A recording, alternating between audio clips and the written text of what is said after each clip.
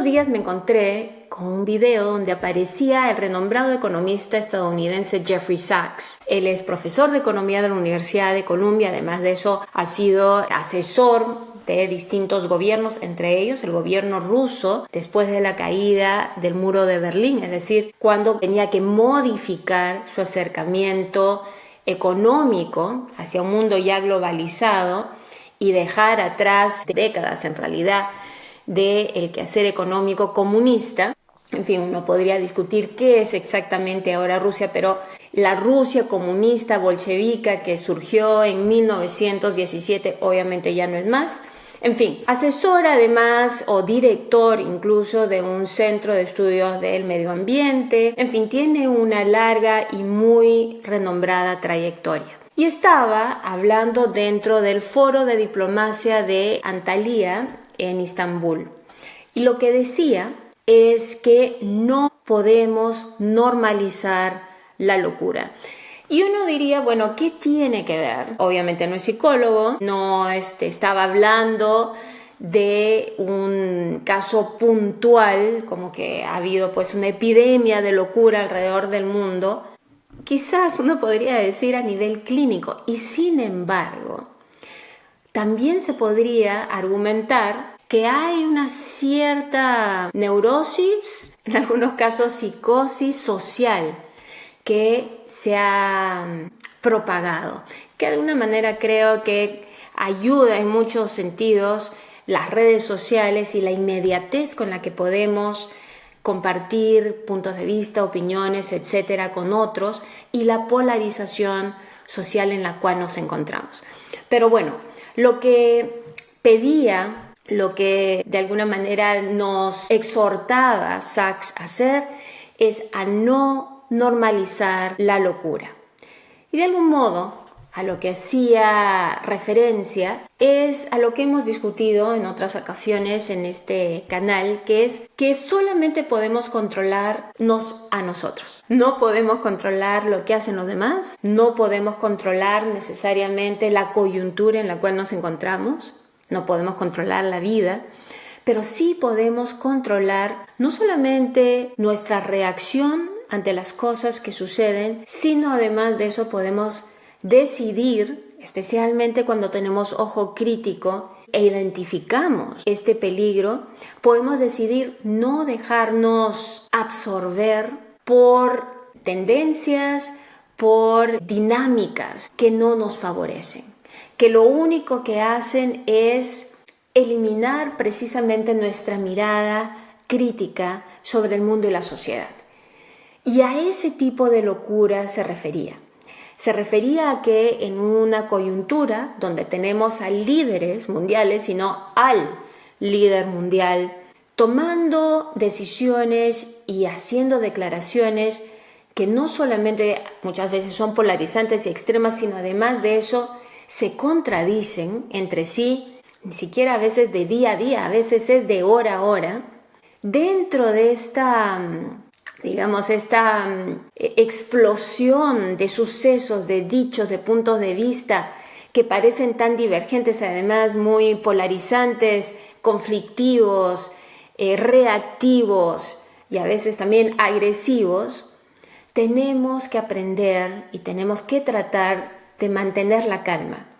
Podemos estar de acuerdo o podemos estar en desacuerdo con lo que se dice y se hace.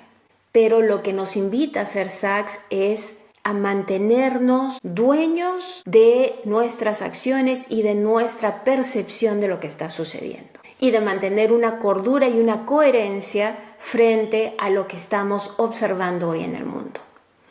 Y bueno, hola, soy Úrsula Pfeiffer, bienvenidos a Úrsula Pfeiffer POV. Este es un canal, como ustedes saben, dedicado a abrir un espacio para el diálogo. No es un espacio donde se presente la verdad. En todo caso, como siempre les digo, es solamente un punto de vista, es solamente mi opinión y la suya, así estén de acuerdo o en desacuerdo, no solamente está bienvenida, sino que además nos encantará que participen del diálogo. De lo que se trata es precisamente de ejercitar algo que sentimos que se ha ido perdiendo. y es la capacidad de poder conversar acerca de temas que nos competen y nos afectan a todos de una manera crítica, con argumentos, sin adjetivos, especialmente adjetivos que lo único que hacen es etiquetar y desmerecer el diálogo mismo, sino más bien buscando fundamentos, tratando de encontrar juntos no solamente mayor entendimiento de lo que nos sucede, sino, ¿por qué no?, posibles soluciones. Y bueno, regresando al tema de Sachs, parte de por qué él nos exhortaba a mantener la coherencia frente a la coyuntura en la cual nos encontramos y a no normalizar la locura, es decir, a no sentir que, bueno, así son las cosas y efectivamente que líderes mundiales vayan haciendo cosas que no tienen sentido, a veces diciendo cosas que no se reflejan en la realidad y proponiendo cosas además que se hacen imposibles dentro de nuestro mundo actual globalizado. Lo que hacía era referirse puntualmente, en primera instancia, al tema de aranceles. Lo que estamos viendo hoy con esta guerra de aranceles que ha lanzado el presidente de Estados Unidos, Donald Trump, parece que contra el resto del mundo, para precisamente explicar a qué se refería con la irracionalidad. Y en este caso, él decía que le parecía totalmente irracional que hoy por hoy, en el cual tenemos un mundo donde la cadena de producción está entrelazada, donde no se puede separar a un país porque de repente ese país provee ya sea el insumo de materias primas o productos finales que se necesitan dentro de la economía global. No se podía tratar a cada país como si fuera un adversario en temas arancelarios, que tratar de ver la balanza comercial, en este caso de Estados Unidos, bilateralmente, es decir, con cada uno de los países con los cuales Estados Unidos tiene relaciones comerciales, a lo que lleva es a un sinsentido, es lo que nos dice Sachs, porque finalmente van a haber países donde efectivamente hay un desequilibrio en la balanza comercial, pero no porque el otro país decida, y cuando hablamos de balanza comercial estamos hablando de cómo se comparan las importaciones que hace Estados Unidos de ese país frente a las exportaciones que hace Estados Unidos a ese país. Y como nos decía Sachs, van a haber casos en los cuales la economía misma del país con el cual se está tratando comercialmente es demasiado pequeña para ser un consumidor importante de bienes estadounidenses. Y sin embargo, no sería poco probable, porque generalmente es el caso, que economías débiles o países con economías débiles sean precisamente los que proveen a economías fuertes como la de Estados Unidos de materia prima y de los insumos que necesita para sus distintas actividades comerciales. Entonces, en ese sentido, es imposible pedirle a un país con una economía débil cuya industria o cuyo quehacer económico se centra precisamente en la extracción y exportación de materias primas, que sea un alto consumidor o que sea un consumidor a la par de sus exportaciones de productos estadounidenses que no son materias primas, sino que más bien tienden a ser, en el caso de Estados Unidos, servicios. Servicios además caros o productos terminados, digamos productos de consumo final. Y en ese sentido, nos decía Sachs, va a haber un desbalance. Efectivamente, van a haber países que no pueden consumir a la par que exportan y que van a tener un desequilibrio en su balanza comercial con Estados Unidos. Sin embargo, lo que nos recordaba el economista estadounidense es que en el mundo de hoy, globalizado, donde la cadena de producción no se centra de inicio a fin en un país, ni siquiera en una región, sino donde los continentes están entrelazados en estas actividades comerciales, lo que se tiene que hacer es ver la balanza comercial, en este caso de Estados Unidos, con mirada global. Es decir, entender que efectivamente van a haber países con los cuales va a haber gran desbalance comercial, precisamente porque son aquellos que proveen Estados Unidos con materia prima.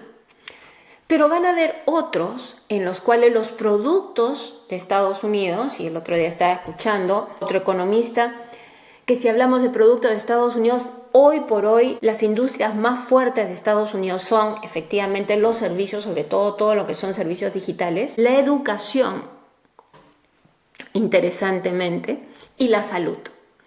Esas son las principales actividades comerciales en cuanto a generación de riqueza en Estados Unidos. Ninguna de esas cosas son materias primas y ese tipo de producto generalmente es caro. Sí, las universidades de Estados Unidos son excelentes. Vienen al año decenas, cientos de miles de estudiantes extranjeros a las universidades de Estados Unidos. Pero lo que cuestan las universidades de Estados Unidos son muchísimo más caras que aquellas, por ejemplo, en países donde se tienen economías menos fuertes. Es decir, no es un producto de exportación para todo el mundo. La educación en Estados Unidos es un producto de exportación en su mayoría para élites. Y aquellos que estudian en Estados Unidos y no son parte de la élite mundial, generalmente han logrado ganar alguna de las pocas becas que existen para estudiantes internacionales. Bueno, en cuanto a la salud, igualmente hay extraordinarios hospitales y clínicas en Estados Unidos de gran renombre. Tenemos Johns Hopkins, tenemos Monte Sinaí, etc. Pero son clínicas, son hospitales caros, donde los servicios son caros. En fin, regresando a lo de Sachs, lo que decía es que no podíamos o teníamos que evitar caer en estas retóricas donde se habla de una injusticia porque el balance comercial bilateral con cada país no cuadra, sino que tenemos que mantener la cordura en entender que hoy por hoy estamos en un mundo globalizado donde tenemos que mirar la balanza comercial de una manera más compleja y de una manera más holística e integral. Y aquí solamente quiero hacer un paréntesis. Interesantemente, no solamente hay un pleito constante en el tema de aranceles, que lo estamos viendo y que, bueno, especialmente se ha puesto muy álgido entre Estados Unidos y China, sino que parece que el gobierno del presidente de Estados Unidos, Donald Trump, se ha empecinado en abrir múltiples frentes de confrontación. Y efectivamente, uno de esos frentes de confrontación que ha abierto el gobierno de Estados Unidos con distintos sectores es precisamente en el sector de la educación. Después de haber puesto muchísima presión sobre la Universidad de Columbia, precisamente de donde proviene Jeffrey Sachs, ante la amenaza de que les iban a quitar $400 millones que se destinaban para distintos fines, la mayoría de ellos de investigación y sobre todo investigación en áreas de medicina, etc. La Universidad de Columbia dijo de que iba a seguir todo lo que exigiera el gobierno de Donald Trump y supuestamente ahí terminaba el tema. Obviamente, para aquellos que han seguido la noticia, no ha terminado ahí el tema. Las exigencias de parte del gobierno han seguido. Muchas voces han reclamado que la injerencia del Estado dentro de la educación o dentro del sistema educativo de Estados Unidos no es legal. Después de eso ha seguido y todavía continúa un conflicto, una confrontación con la Universidad de Harvard, otra de las muy prestigiosas universidades en Estados Unidos, donde más bien ante la amenaza del gobierno de Estados Unidos de quitarles $9,000 millones para nuevamente distintas finalidades, muchas de ellas también con las clínicas o los hospitales que tiene Harvard en Massachusetts, etc. Harvard, al contrario que la Universidad de Columbia, dijo que no. Entonces, en medio de toda esta muy importante todo este drama toda esta confrontación entre el gobierno de Donald Trump y la universidad, finalmente una de las cosas que se había dicho es que el Estado federal iba a cancelar las visas de estudiantes internacionales que precisamente pagan muy buen dinero para ir a estas universidades tan prestigiosas. Y estos estudiantes tienden a ser los que pagan más por estudiar en estas universidades estadounidenses y además de eso son una fuente importante de ingresos para estas universidades. Entonces ese era un tema bastante álgido. Después de decir de que se cancelaban las visas, hoy se han desdicho y han dicho que no van a cancelar las visas. Posiblemente en los próximos días vuelvan a decir que las van a cancelar, no sabemos. Lo que quiero decir con todo esto es que estos ires y venires, estos decirse y desdecirse, estas confrontaciones son parte de la locura a la cual se refiere Sacks.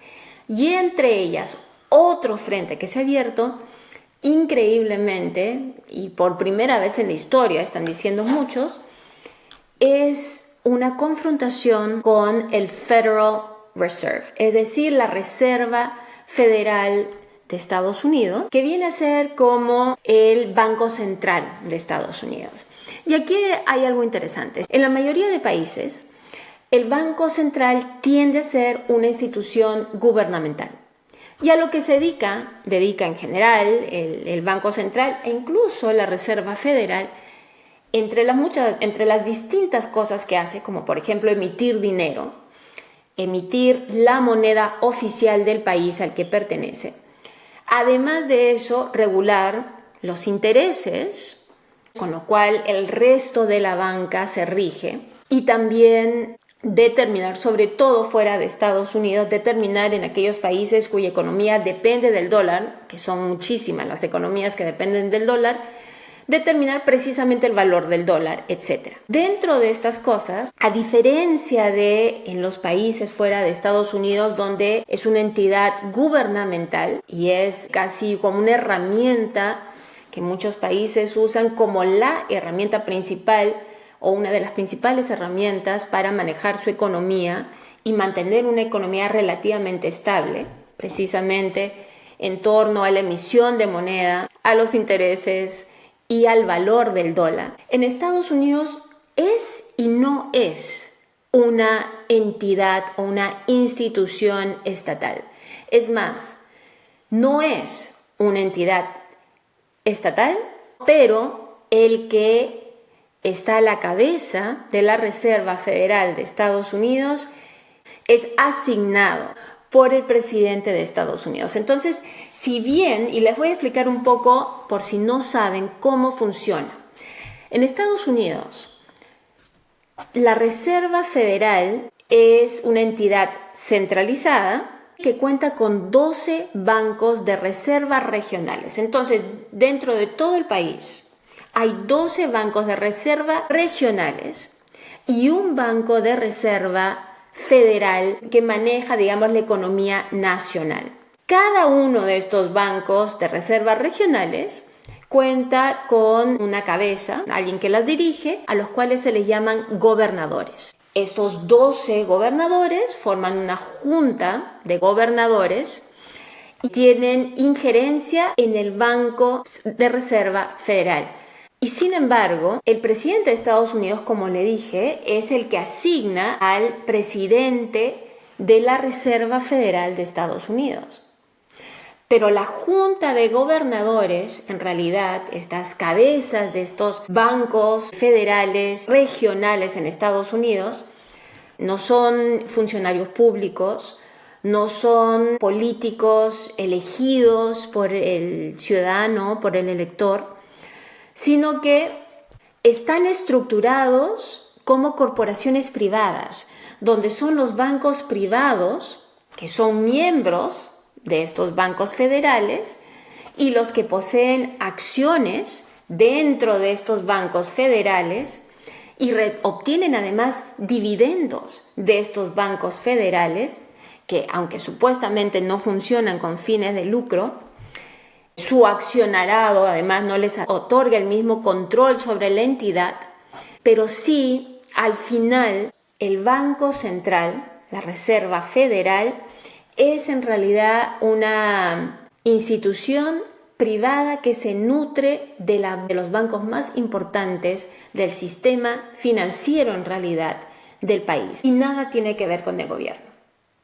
La única conexión con el gobierno nuevamente es, por un lado, que es el presidente de Estados Unidos el que designa quién será el presidente de la Reserva Federal, aquel que encabeza a esta junta de 12 gobernadores y nada más. Y que además esta entidad, en realidad que representa los intereses supuestamente del pueblo estadounidense, pero que uno podría cuestionar si verdaderamente no es del sistema financiero dentro de este país, es la que tiene el monopolio, por así decirlo, son los únicos que pueden emitir dólares dentro del sistema. Y sin embargo no forman parte del sistema. Y si bien indirectamente responden al presidente, no responden al elector, interesantemente. Pero bueno, recientemente, entre los distintos frentes de combate que abrió el presidente de Estados Unidos, Donald Trump, está precisamente aquel de la Reserva Federal. Porque Trump ha intentado esta semana, anunciado su intención de remover al presidente de la Reserva Federal, que él mismo asignó en el 2017. Y lo que siguió, en realidad, en la mayoría de los medios, además de decir de que Trump había insinuado que quería remover al presidente de la Reserva Federal de Estados Unidos, al cual él mismo había asignado en 2017, bueno, aparte de eso fue el silencio. No hubo una respuesta, al menos no abierta, al presidente de Estados Unidos ante esta insinuación. Imagino que posiblemente sí hubo una respuesta a puerta cerrada, porque el tema nunca más se ha insinuado ni se ha vuelto a tocar. Ahí habría que preguntarse cuál de los dos en realidad tiene más poder. Es una pregunta abierta. Pero bueno, el tema parece haberse esfumado.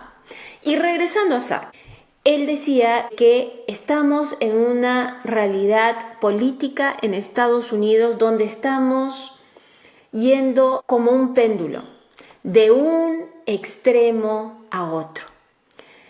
Y que parte de el comprarse este liderazgo tan neurótico, este liderazgo donde parece que las decisiones van tomándose y desdiciéndose un día tras otro, está el descontento de un sector de la población estadounidense que forma parte de lo que antes era uno de los fuertes de Estados Unidos, sobre todo después de la Primera Guerra Mundial y de la Segunda Guerra Mundial más aún, cuando Europa, golpeada por 2 guerras mundiales, o guerras, en realidad le decimos mundiales, pero en todo caso dentro de su territorio europeo, se había visto imposibilitada de seguir manteniendo los niveles de manufactura que había venido teniendo a raíz de la revolución industrial. Con el espacio, el vacío que deja Europa, que en lugar de invertir en fábricas, en manufactura, está invirtiendo en fábricas, sí, pero de armamentos, que además, como ustedes saben, crear armamentos si se utilizan en una guerra, tienen vida corta, no es necesariamente un motor a largo plazo para la economía de una región. Bueno, ese vacío lo ocupa Estados Unidos. Y Estados Unidos a lo largo del siglo XX se convierte en el líder de manufactura mundial. Esto, a finales del siglo XX, diría desde la década de los 80, comienza a cambiar. Y muchos de los trabajos de manufactura, especialmente al entrar al siglo XXI, ya se habían esfumado. Y lo que explica Sachs es que muchos de los estadounidenses creen en promesas de políticos que les dicen que van a retornar esos trabajos de manufactura. Van a volver a hacer que Estados Unidos sea el líder de manufactura de productos de consumo. Y lo que nos dice este economista, este renombrado economista, es que es imposible. Porque la desaparición de los empleos de manufactura en Estados Unidos se deben a dos cosas. Por una parte, sí, efectivamente, una exportación de estos trabajos a lugares donde la mano de obra es más barata, por una cuestión de costos, y podemos hablar acerca de la validez moral de esto, porque en realidad, desde mi perspectiva, muchas veces lo que aprovecha o lo que hace la economía globalizada en la cual nos encontramos es explotar la pobreza y aprovecharse de la pobreza del pobre para pagarle lo menos posible dentro de esta cadena de producción mundial en la cual nos encontramos. Pero bueno, Sachs decía que efectivamente se han exportado algunos trabajos los cuales no van a regresar por cuestión de costo. Y por otro lado, se han perdido también trabajos en la manufactura por el simple hecho de la automatización y de los robots. En ese sentido, hablar de exportación de trabajos, para comenzar, y aquí hago otro pequeño paréntesis, para mí es un tema que verdaderamente maquilla la realidad. Por un lado, porque no es una exportación de trabajo, son pérdidas de trabajo, son desaparición de lugares de trabajo. Es la desaparición de un medio de poder ganarse la vida. Nadie está exportando su trabajo, a nadie le pagan por decir, claro, toma mi trabajo, llévalo a, a Tailandia, Indonesia, lo que fuera, y estoy exportándolo. Si yo exporto, supuestamente me van a pagar algo. No es una exportación, es una pérdida. Simplemente es un desplazamiento. Es un desplazamiento de la actividad económica de un país a otro. Eso es de lo que estamos hablando cuando hablamos de la supuesta exportación de trabajo. Es un proceso por el cual el sector manufacturero busca, las grandes corporaciones buscan a la población más pobre y a la población más expuesta en términos no solamente monetarios, sino en términos incluso de derechos laborales e individuales. ¿Para qué? Para explotarla. Porque son trabajadores que no van a poder tener las mismas herramientas que tendrían para defender sus derechos de paga y sus derechos de balance entre tiempo y trabajo, etcétera, que tendría, por ejemplo, un trabajador en Estados Unidos, en Europa o en otras naciones donde por distintos motivos históricos se logró obtener ciertos derechos que en ciertos países no están asegurados. Y aquí me gustaría compartir un ejemplo. Muchas veces con algarabía se celebra el que se exporten trabajos o se importen, en este caso, trabajos, por ejemplo, de Estados Unidos a Latinoamérica. Y voy a mencionar el caso específico de Perú, donde estaban muy orgullosos de que se hubiesen exportado trabajos de call centers, es decir, de servicio al consumidor, que habían pasado de Estados Unidos a estas distintas empresas en Perú que respondían tanto en inglés como en español a las consultas de los clientes de distintas empresas. Bueno, no exportación, sino desplazamiento de trabajo resulta que en su mayoría tuvo una vida corta, porque estas grandes corporaciones encontraron que había una población aún más pobre y más expuesta, especialmente en términos de derechos laborales y de expectativas de sueldo, en Asia. Entonces, en particular, generalmente en las Filipinas, por dar un ejemplo, este desplazamiento que había habido de Estados Unidos a Perú terminó desplazándose nuevamente a Asia. Lo mismo ha sucedido en temas, por ejemplo, con India. También muchos de esos trabajos que se habían desplazado, más que exportado, desplazado de Estados Unidos a India, terminaron a la vez desplazándose nuevamente a otros países donde la población es más pobre y está más expuesta. Y en este caso más no solamente desesperada, sino más desamparada cuando hablamos de protección gubernamental hacia los derechos de sus ciudadanos y trabajadores. Y bueno, finalmente el precio más bajo es el que gana. Y el que pierde, obviamente, es el trabajador, es el ciudadano. Tanto el que pierde el trabajo como el que tiene que rematar su trabajo. Cuando hablamos de desplazamiento laboral por una cuestión de bajar costos, nadie gana. Nuevamente, pierde tanto el que perdió su trabajo como el que tiene que rematar su tiempo por sueldos míseros. Entonces, nuevamente, regresando a Jeffrey Sachs y su alerta en torno a evitar caer en esta locura en la cual parecemos encontrarnos, a lo que se refiere es que hoy por hoy tenemos que entender que locura es creer que podemos salir adelante como una nación mientras otros países se desmoronan. Que es una locura creer que el mercado laboral y el sistema productivo mundial se van a mantener tal y como lo conocemos, va a cambiar. La pregunta es cómo nos adecuamos ante las nuevas dinámicas económicas. Y es más, ¿qué aceptamos y qué no debemos aceptar? Creo que es totalmente válido investigar, por ejemplo, de los productos que compramos, cuáles se producen de una manera ética y sostenible y cuáles lo que hacen es explotar al más pobre, al más necesitado y al más desesperado, al más expuesto. Y tomar una decisión. Puede que no nos quede, que la decisión tenga que ser, bueno, tengo que ir por lo más barato porque no tengo otra opción. Ok, es válido. Pero si sí podemos, si sí tenemos otra opción, ¿no sería mejor incluso invertir en productos locales cuando estos existen?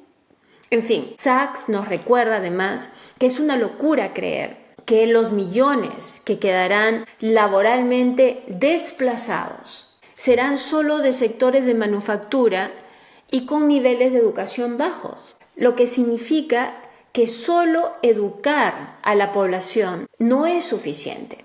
Cuando nos dicen que lo que tenemos que hacer es reeducar a la población nacional para que pueda adecuarse a un mercado laboral cambiante, donde los trabajos a los cuales antes tenían acceso se han exportado, que en realidad han sido desplazados, tenemos que recordar que eso ya no es suficiente. No se trata de reeducar a la población para otros trabajos existentes. Creo yo que hay que educar para el futuro. ¿Dónde están las oportunidades en el futuro? ¿Qué industrias se pueden crear para el futuro? Y en ese sentido, en vez de ser reactivos, en vez de dejarnos llevar por la locura, creo que es importante que miremos con ojos muy objetivos qué lugar ocupa cada uno de nuestros países en el sistema global. Porque así vamos a entender hacia dónde vamos y dónde están nuestras oportunidades. Y finalmente, lo que nos recuerda, creo yo, esta exposición o este foro donde participó el economista Jeffrey Sachs, es que es una locura creer o pensar que si destruimos este planeta que tenemos, podemos emigrar a otro, podemos exportarnos a otro planeta. Si bien acaban esta semana, acaban de confirmar que han encontrado un planeta donde hay claras señales de vida por la composición química de su atmósfera, vale recordar también que este planeta se halla a 124 años luz. Y los años luz no son lo mismo que los años humanos. Solo para darles una referencia, el Sol, nuestro Sol, el astro, la estrella, alrededor de la cual nos desplazamos en este enorme universo y que nos da calor y que nos permite el estar vivos, está a solo 8 minutos luz de la Tierra. A solo 8 minutos luz. Y aún así, todavía no hemos podido viajar, llevar a un ser humano a las inmediaciones del Sol.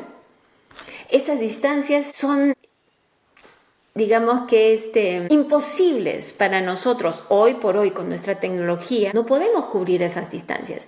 Imagínense, si eso es 8 minutos luz, imagínense 124 años luz. No es tan fácil como decir simplemente vamos a emigrar. Ni siquiera hemos podido llegar a Marte, que es el planeta más cercano que tenemos, junto con Venus, que además es inhabitable. Marte es inhabitable. Entonces creo que es tiempo de reconocer que el único planeta habitable y al cual tenemos alcance es aquel en el cual estamos vivos hoy. Es el planeta Tierra. Sin contar además, y aquí cierro, que deberíamos, creo yo, preguntarnos, ¿con qué derecho vamos a destruir este planeta al que le ha tomado miles de millones de años el poder desarrollar la gran cantidad de vida que nos acompaña en nuestro día a día? Somos una especie de muchísimas. No tenemos derecho a destruir este hogar que es de todos. Pero bueno, nuevamente, muchísimas gracias por acompañarnos, muchas gracias por participar del diálogo.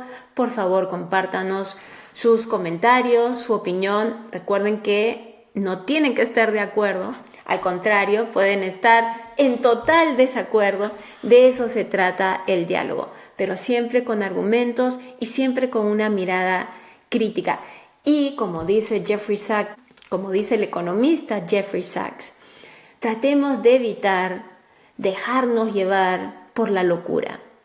Mantengamos más bien la coherencia, la sensatez, observemos y tratemos de no reaccionar, sino más bien de críticamente decidir hacia dónde queremos ir y hacia dónde queremos construir un futuro.